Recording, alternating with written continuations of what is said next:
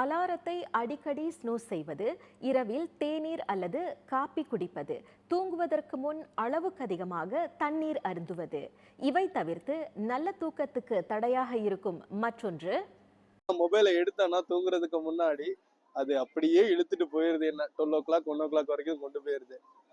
கஷ்டம்தான், அது தெரியுது. அது பண்றதுனால தூக்கம் கெடுது, எல்லாமே தெரியுது, கண்ணெரிச்சல் வருது, எல்லாம் ஓகே தான்.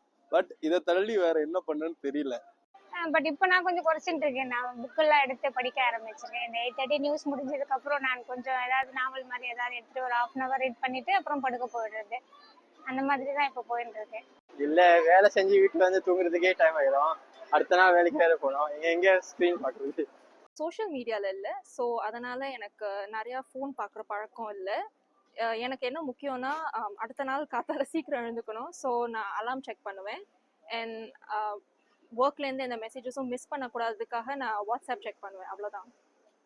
திரையை எவ்வளவு நேரம் பார்க்கலாம், கண்களுக்கு எப்படி ஓய்வு கொடுப்பது, இதோ மருத்துவர் சொல்லும் ஆலோசனை. ரொம்ப நேரத்துக்கு கண்டினியூஸாக ஸ்க்ரீன் பார்த்தா there's actually a lot of visual stimulation. Excessive stimulation, it will spill over to the sleep time. So நம்ம தூங்குறது ஹேபிட்டு 1 மணி நேரத்துக்கு முன்னாடி ஸ்டார்ட் பண்ணணும். ஸோ 1 மணி நேரத்துக்கு முன்னாடி அந்த ஸ்க்ரீனை முடிஞ்ச வரைக்கும் அதை அவாய்ட் பண்ணணும். அப்படின்னா என்ன பண்ணலாம்?